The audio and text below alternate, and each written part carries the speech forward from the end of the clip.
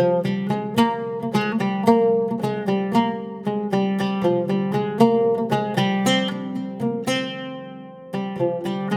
இன்னைக்கு ரொம்ப டேஸ்டியான சில்லி சப்பாத்தி எப்படி செய்கிறதுன்னு பார்க்க போகிறோம். இது வந்து ரொம்ப டேஸ்டியான ஒரு பிரேக்ஃபாஸ்ட் ரெசிபியாக இருக்கும். இதை நீங்கள் டின்னருக்கு கூட பண்ணலாம், ஈவன் லஞ்ச் பாக்ஸில் கூட வச்சு கொடுத்து விடலாம். குழந்தைங்க வந்து கொஞ்சம் கூட மிச்சம் வைக்காமல் சாப்பிட்டுட்டு வருவாங்க, அவ்வளோ டேஸ்டியாக இருக்கும். இது செய்கிறதும் ரொம்ப ஈஸி. கூடவே இதில் இருக்கக்கூடிய ஒரு ஸ்பெஷாலிட்டி என்னென்னா, நம்மளுக்கு எப்போவாவது சப்பாத்தி மீந்துட்டா கூட நீங்கள் இந்த ரெசிபி ட்ரை பண்ணலாம். ரொம்பவே டேஸ்டியாக இருக்கும், சப்பாத்தி வேஸ்ட் ஆகாமல் இருந்த மாதிரியும் இருக்கும். ஸோ கண்டிப்பாக ட்ரை பண்ணி பாருங்கள். ஹாய் ஃப்ரெண்ட்ஸ், வணக்கம். என் பேர் Abhi. Welcome to Indian recipes Tamil. வீடியோக்குள்ளே போகிறதுக்கு முன்னாடி நம்ம சேனல் இந்தியன் ரெசிபீஸ் தமிழை சப்ஸ்கிரைப் பண்ணிக்கோங்க. கூட இருக்க பெல் சிம்பலையும் கிளிக் பண்ணிக்கோங்க.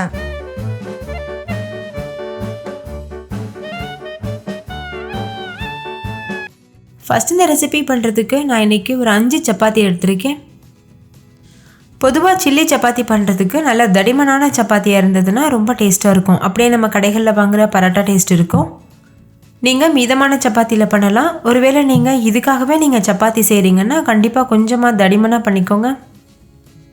இதை வந்து இப்போ உங்களுக்கு விருப்பமான ஷேப்பில் நீங்கள் கட் பண்ணி எடுத்துக்கோங்க. நான் வந்து டைமண்ட் ஷேப்பில் கட் பண்ணி எடுக்க போகிறேன். உங்களுக்கு ஸ்கொயர் ஷேப்பில் கட் பண்ணுறது ஈஸினா நீங்கள் ஸ்கொயர் ஷேப்பில் கூட கட் பண்ணிக்கலாம். இல்லைனா நீங்கள் கையில் அப்படியே சின்ன சின்ன பீசஸாக பிச்சு கூட சேர்த்துக்கலாம். ஆனால் இந்த மாதிரி நம்ம கட் பண்ணி சேர்த்தோன்னா ஈவனாக இருக்கும். அப்போ பார்க்குறதுக்கு ரொம்ப அழகாக இருக்கும், அப்படியே நம்ம கடைகளில் வாங்குறது போல்.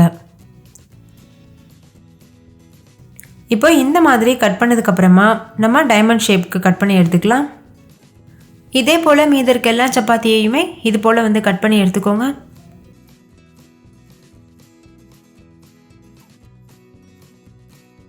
நல்லா இது போல் கட் பண்ணிவிட்டு ஒரு ஓரமாக வச்சுருங்க. அதுக்கப்புறமா ஒரு கடாய் சூடுபடுத்திக்கோங்க. அதில் 2 டேபிள் ஸ்பூன் எண்ணெய் சேர்த்துக்கோங்க. எண்ணெய் சூடானதும் 1 டீஸ்பூன் மிளகாத்தூள் சேர்த்துக்கோங்க. நான் காஷ்மீரி மிளகாத்தூள் சேர்த்துருக்கேன். ஸ்டவ் வந்து முழுமையாக லோ ஃப்ளேம்லேயே இருக்கட்டும், அப்போ தான் மசாலா கரிஞ்சு போகாமல் இருக்கும். இப்போ இதில் நம்ம கட் பண்ணி வச்சுருக்கிற சப்பாத்திகளை சேர்த்துருங்க. சேர்த்துட்டு 2 பக்கம் திருப்பி விட்டு லேசாக மொறுமொறுன்னு வர வரைக்கும் இதை நல்லா வறுத்துக்கோங்க. இந்த ஸ்டெப் கண்டிப்பாக பண்ணுங்கள். அப்போ தான் பெர்ஃபெக்டான நம்ம வந்து கடைகளில் சாப்பிட்ற சில்லி பரோட்டா மாதிரி டேஸ்ட்டு கிடைக்கும். அப்படி இல்லைன்னா ரொம்ப சாஃப்டாக இருக்கும் சப்பாத்தி, அதனால் அதை சாப்பிடும்போது அந்த ஃபீல் கிடைக்காது. ஒருவேளை உங்களுக்கு சாஃப்டாக இருக்கிறது பிடிக்கும்னா நீங்கள் இந்த ஸ்டெப்பை வந்து ஸ்கிப் பண்ணிடலாம்.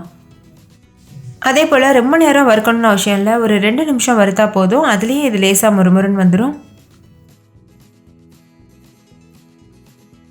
2 நிமிஷத்துக்கு இது நல்லா வறுத்ததுக்கப்புறமா இது ஒரு பிளேட்டுக்கு மாற்றிடுங்க. மாற்றிட்டு இதை அப்படியே வச்சுருங்க.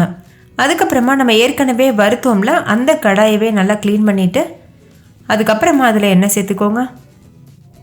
நீங்கள் வேறு கடாயில் கூட பண்ணலாம். நான் யூஸ் பண்ணியிருக்கிறது இரும்பு கடாய், அதனால் இதை நல்லா நான் க்ளீன் பண்ணிக்கிறேன். இல்லைன்னா அது ரொம்ப கரிஞ்ச மாதிரி ஒரு வாசனை வர ஆரம்பிக்கும். அதுக்காக ஒரு டிஷ்யூ பேப்பர் வச்சு இது போல் நல்லா க்ளீன் பண்ணிட்டோன்னா நம்மளுக்கு வந்து கரெக்டாக இருக்கும். இப்போ வந்து எண்ணெய் சேர்த்துக்கோங்க. நான் 2 டேபிள் ஸ்பூன் எண்ணெய் சேர்த்துருக்கேன். எண்ணெய் நல்லா சூடானதுக்கப்புறமா 2 பெரிய சைஸ் வெங்காயத்தை இந்த மாதிரி கட் பண்ணிவிட்டு சேர்த்துக்கோங்க. சேர்த்துட்டு கொஞ்சமாக உப்பும் சேர்த்துட்டு நல்லா வறுத்துக்கோங்க. இது எதுக்காக பண்ணுறோன்னா உப்பு சேர்க்கும்போது சீக்கிரமாகவே வெங்காயம் வதங்கிடும். அதுக்காக கடைசியாக நம்ம உப்பு தேவைப்பட்டதுன்னா பார்த்துட்டு கூட சேர்த்துக்கலாம். இப்போ வெங்காயத்தோட கலர் வந்து ஓரளவு சேஞ்ச் ஆக ஆரம்பிச்சிருக்கு. நல்ல ஒரு கண்ணாடி பதத்துக்கு வந்திருக்கு. இந்த ஸ்டேஜில் இதில் 2 பச்சை மிளகாய் கட் பண்ணி சேர்த்துக்கோங்க. கூடவே ஒரு கொத்து கருவேப்பிலையும் சேர்த்துக்கோங்க. சேர்த்துட்டு ஸ்டவ்வை லோ ஃப்ளேமில் வச்சு இது நல்லா வதக்கிக்கோங்க. பச்சை மிளகாய் ரொம்ப பொடியாக கட் பண்ணணும்னு அவசியம் இல்லை, ஓரளவு மீடியம் சைஸில் இருந்தால் ஓகே. இது கூடவே 2 தக்காளியை இந்த மாதிரி கட் பண்ணி சேர்த்துக்கோங்க. இந்த அளவு பீசஸில் இருந்தால் ஓகே. ஸ்டவ் வந்து மீடியம் ஃப்ளேம்லேயே இருக்கட்டும். இப்போ பாருங்கள், தக்காளி முழுமையாக வதங்கிருச்சு. உங்களுக்கு பார்க்கும்போதே தெரியும் நல்லா சாஃப்டாகி இருக்குது. இது வந்து கரெக்டான கன்சிஸ்டன்சி. இந்த ஸ்டேஜில் இது கூட 1 டேபிள் ஸ்பூன் இஞ்சி பூண்டு பேஸ்ட்டு சேர்த்துக்கோங்க. சேர்த்துட்டு இதையும் நல்லா வதக்கிக்கோங்க. இஞ்சி பூண்டோட பச்சை வாசனை போகிறது வரைக்கும் நல்லா மிக்ஸ் பண்ணிக்கோங்க. இஞ்சி பூண்டு பச்சை வாசனை போனதுக்கப்புறமா 1 டீஸ்பூன் மிளகாத்தூள் சேர்த்துக்கோங்க. நீங்கள் உங்கள் காரத்திற்கு தகுந்த அளவு அதிகமாகவோ குறைவாகவோ சேர்த்துக்கலாம். இது கூடவே பிஸா சாஸ் வந்து 1 டீஸ்பூன் சேர்த்துக்கோங்க. இது வந்து ஹோம்மேட் பிஸா சாஸ், ஏற்கனவே நம்ம சேனலில் அப்லோட் பண்ணியிருக்கேன். அதோட லிங்க் வந்து டிஸ்கிரிப்ஷனில் இருக்க, வேணும்னா செக் பண்ணி பாருங்கள். அப்படி உங்களுக்கு பிஸா சாஸ் சேர்க்க விருப்பம் இல்லைன்னா நீங்கள் ஸ்கிப் பண்ணிடலாம். இப்போ ஒரு டைம் நல்லா மிக்ஸ் பண்ணிவிட்டு அதுக்கப்புறமா இதில் 1 டீஸ்பூன் அளவுக்கு மல்லித்தூள், 1 டீஸ்பூன் கரம் மசாலா சேர்த்துக்கோங்க. சேர்த்துட்டு இதையும் நல்லா மிக்ஸ் பண்ணிடுங்க. ஸ்டவ் வந்து லோ ஃப்ளேம்லேயே இருக்கட்டும், இல்லைனா மசாலா கறியிறதுக்கு வாய்ப்பு இருக்குது. நல்லா மிக்ஸ் பண்ணதுக்கப்புறமா 1 டேபிள் ஸ்பூன் அளவுக்கு டொமேட்டோ கெச்சப் சேர்த்துக்கோங்க. இந்த ரெசிபியும் நான் ஆல்ரெடி அப்லோட் பண்ணியிருக்கேன். இதுவும் வீட்டிலையே ரெடி பண்ண டொமேட்டோ கெச்சப் தான். ஸோ அந்த லிங்க்கும் நான் டிஸ்கிரிப்ஷனில் தரேன், வேணும்னா செக் பண்ணி பாருங்கள். இல்லை நீங்கள் கடையில் வாங்கின டொமேட்டோ கெச்சப் கூட யூஸ் பண்ணிக்கலாம். இதையும் நல்லா ஒரு டைம் கலந்துக்கோங்க. நீங்கள் இந்த சாஸஸ்லாம் சேர்த்து செய்யும்போது நம்ம கடையில் வாங்குகிற டேஸ்ட் கிடைக்கும். அதுக்காக தான் நான் இப்படி செஞ்சு காமிச்சிருக்கேன்.